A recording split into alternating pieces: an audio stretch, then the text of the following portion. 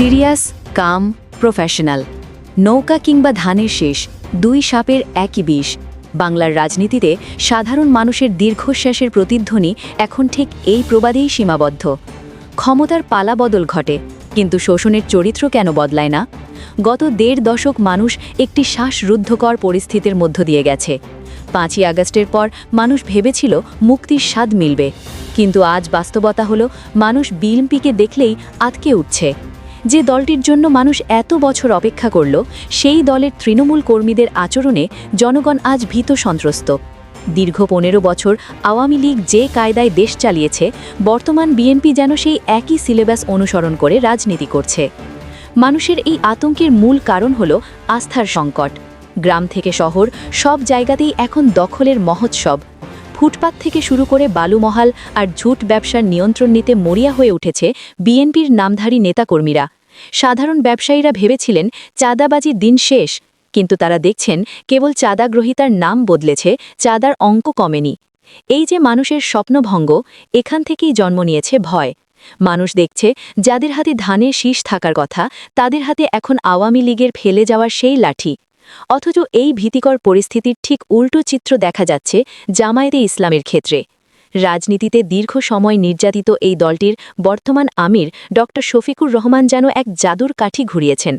সাধারণ মানুষের কাছে জামায়াত মানেই ছিল এক ভীতি জাগানিয়া দল, কিন্তু ডক্টর শফিকুর রহমানের পরিশীলিত ভাষা আর রাজনৈতিক শিষ্টাচার মানুষকে নতুন করে ভাবতে বাধ্য করছে।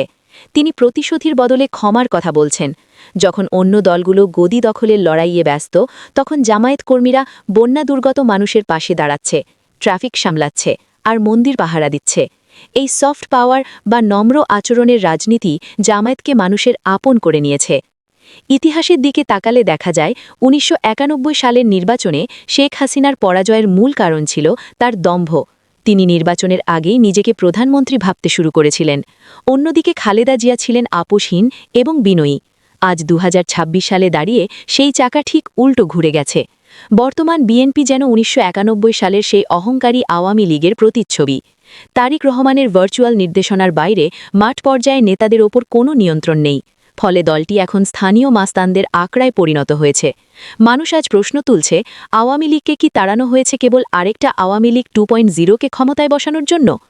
বর্তমান বিএনপি নেতারা যখন এসি রুমের রাজনীতি আর ক্ষমতার দাপটে ব্যস্ত, ডক্টর শফিকুর রহমান তখন মানুষের মনের ক্ষোভ প্রশমিত করছেন। তিনি যখন হিন্দুদের মন্দিরে গিয়ে বলেন, আপনারা আমাদের আমানত, তখন সেই একটি বাক্য হাজারটা রাজনৈতিক বক্তৃতার চেয়ে শক্তিশালী হয়ে ওঠে। বিএনপি এখনও মিছিল, মিটিং আর ক্ষমতার আস্ফালনে বিশ্বাসী, কিন্তু জামায়াত খেলছে সামাজিক সেবার মাঠে। মানুষ যখন দেখে বিপদের সময় কোনো নেতা স্লোগান না দিয়ে খাবার নিয়ে হাজির হয়েছে, তখন তারা সেই নেতাকেই বেছে নেয়। শেখ হাসিনার দম্ভ যেমন তাকে ডুবিয়েছে, বিএনপির বর্তমান নেতাকর্মীদের এই লুটপাটের ক্ষুধাও তাদের রাজনৈতিক পতন ডেকে আনতে পারে। জনগণ এখন আর কোনো নির্দিষ্ট প্রতীকের অন্ধ ভক্ত নয়, তারা পারফরমেন্স দেখে, আচরণ দেখে। মানুষ দেখছে ধানের শীষের লোকেরা এখন নৌকার লোকদের মতোই আচরণ করছে, তাই তাদের কাছে প্রতীক দুটো আলাদা হলেও বিষটা একই মনে হচ্ছে। আপনাদের কি মনে হয় ২০২৬-এর এই নির্বাচনে কি সত্যিই কোনো বড় চমক অপেক্ষা করছে? আপনাদের মূল্যবান মতামত কমেন্টে জানান। ভিডিওটি তথ্যবহুল মনে হলে লাইক দিয়ে শেয়ার করে পাশে থাকুন। দেখা হবে পরবর্তী ভিডিওতে। ধন্যবাদ।